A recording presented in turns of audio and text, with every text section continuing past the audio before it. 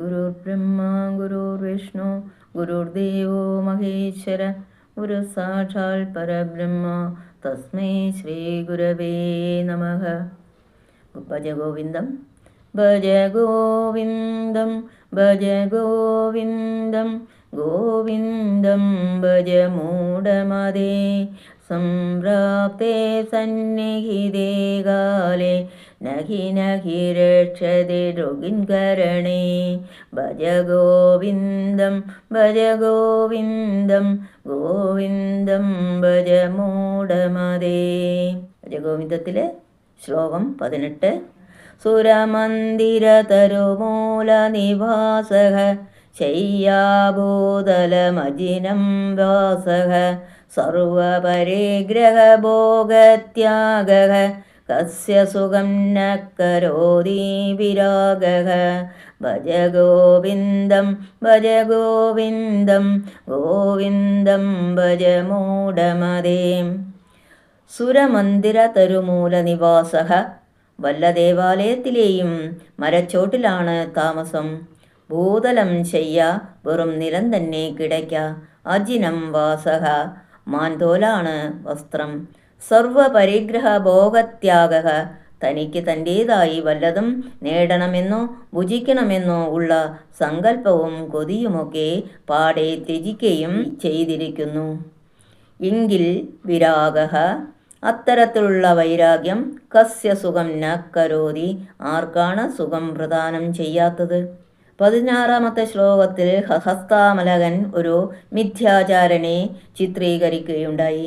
അതിന് വിപരീതമായി ബാഹ്യവിഷയങ്ങൾ ഭുജിക്കണമെന്ന കൊതി ഉള്ളിൽ നിന്ന് നിശേഷം നീക്കിയ ഒരു യഥാർത്ഥ സന്യാസിയുടെ സുന്ദര ചിത്രമാണ് ഈ ശ്ലോകത്തിൽ സുരേശ്വരാചാര്യൻ വ്യാഖ്യാനിക്കുന്നത്. ശരിയായ വൈരാഗ്യം ആർക്കും സ്ഥായിയായ സുഖം തരുന്നു. ലോകത്തിലെ സ്ഥിതിയൊന്ന് കാണുക. ചക്രവർത്തിമാർ പോലും ദുഃഖികളായി കാണപ്പെടുന്നു. പണക്കാർക്ക് പരിഭ്രമം, ബലവാന്മാർക്ക് ഭയം, പദവിയിലിരിക്കുന്നവർക്ക് അസൂയ. എല്ലാവരും ദുഃഖിക്കുന്നു. ഓരോ ആൾക്കും തോന്നും മറ്റേ ആൾക്ക് തന്നേക്കാൾ സുഖമാണെന്ന്. സുഖം യഥാർത്ഥത്തിൽ അനുഭവിച്ചുകൊണ്ട് ഞാൻ സുഖിയാണ് എന്ന് സധൈര്യം പ്രഖ്യാപിക്കാൻ ആർക്കും കഴിയും? വിഷയകാമനയും ഭോഗേച്ഛയും ഉള്ളിൽ നിന്ന് നിശേഷം തുടച്ച് നീക്കം ചെയ്ത ആൾക്ക് മാത്രം രാജാതിരാജനാണ് ഞാൻ എന്ന് അത്തരം സാധു മഹാത്മാവിന് ഗർജിക്കാം. മോഹന വിഷയങ്ങൾ നിറഞ്ഞ ഈ നശ്വര ലോകത്തിലെ തുച്ഛ സുഖങ്ങളിൽ ഒട്ടും ഭ്രമമില്ലാത്തവനത്രേ യഥാർത്ഥ ധനികൻ. അയാൾക്ക് സ്വന്തമായ ഒരു പാർപ്പിടം പോലും ഉണ്ടാവണമെന്നില്ല. ഏതെങ്കിലും ക്ഷേത്രാങ്കണത്തിലെ മരച്ചുവട്ടിലായിരിക്കാം അയാൾ വിശ്രമിക്കുന്നത്. അവിടെ വെറും നിലത്ത് കിടന്നുറങ്ങുന്നു. വല്ലതുമൊന്ന് മാൻതോലോ മറ്റോ അരയിൽ ചുറ്റി നഗ്നത മറയ്ക്കുന്നു.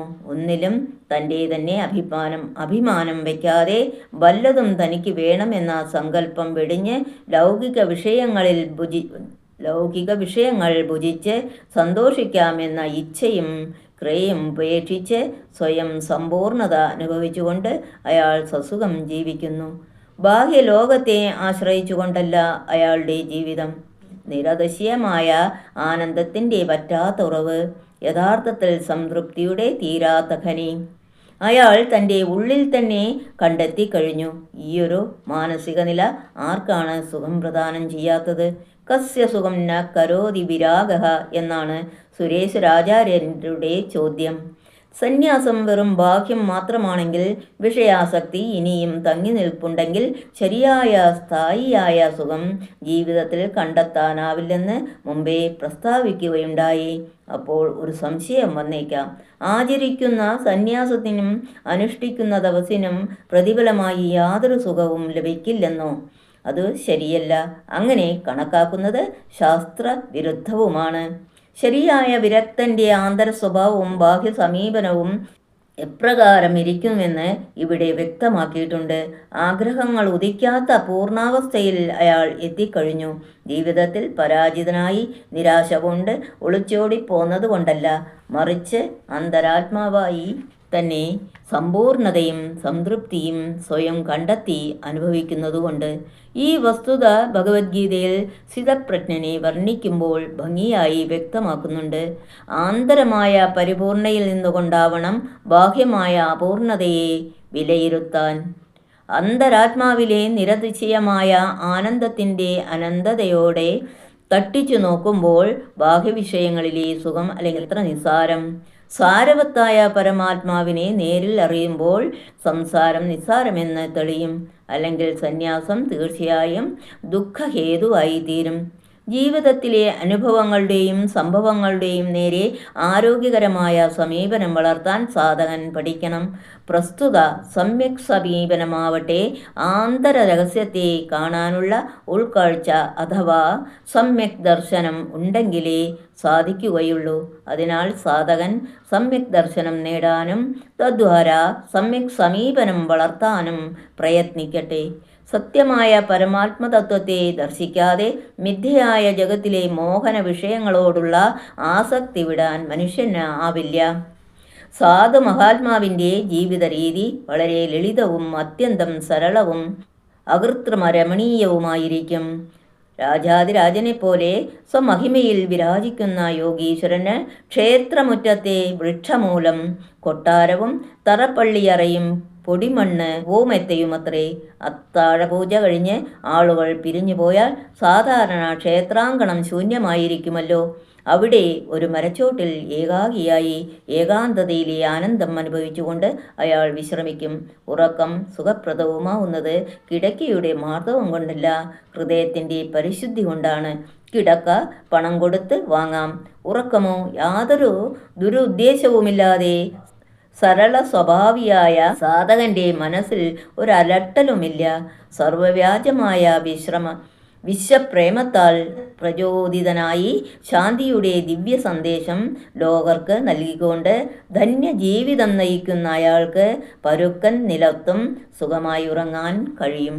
പരുപരുത്ത ഭൂതലത്തെ പട്ടുമെത്ത പോലെ മൃദുലമാക്കുന്ന ഒരു മാസ്മരശക്തി അയാൾക്കുണ്ട്. ഹൃദയ നൈർമല്യം. ഇങ്ങനെയായാൽ ആർക്കാണ് സുഖമുണ്ടാവാതിരിക്കുക? മറ്റുള്ളവരെല്ലാം ദുഃഖികൾ തന്നെ. തീർച്ച, അവർക്ക് ധാരാളം സ്വത്തുണ്ടാവാം. പക്ഷേ അവരുടെ മനസ്സിനെ കാമമാക്കുന്ന വ്രണവും ബുദ്ധിയെ അഹങ്കാരമാക്കുന്ന കുരുവും സദാ അലട്ടിക്കൊണ്ടിരിക്കുന്നു. ത്യാഗം കൊണ്ടേ അമൃതത്വം നേടാനാവൂ തുടങ്ങിയ ഉപനിഷത് വാക്യങ്ങൾ ഈ ആശയത്തെ വ്യക്തമാക്കുന്നുണ്ട്. സന്യാസത്തിൻ്റെ മഹിമയെ പ്രകീർത്തിച്ചുകൊണ്ട് ആചാര്യന്മാർ തങ്ങളുടെ നിഗമനത്തെ ആവർത്തിച്ച് പ്രഖ്യാപിക്കുന്നു. അഭയം, ഭയത്തിനവകാശമില്ലാത്ത പരമസുഖം വൈരാഗ്യം കൊണ്ടേ ഉണ്ടാവൂ. സുരേശ്വരാചാര്യരാണ് ഈ ശ്ലോകത്തിൻ്റെ കർത്താവ്. ഓം തത്സത്. സർവം കൃഷ്ണാർപ്പണം.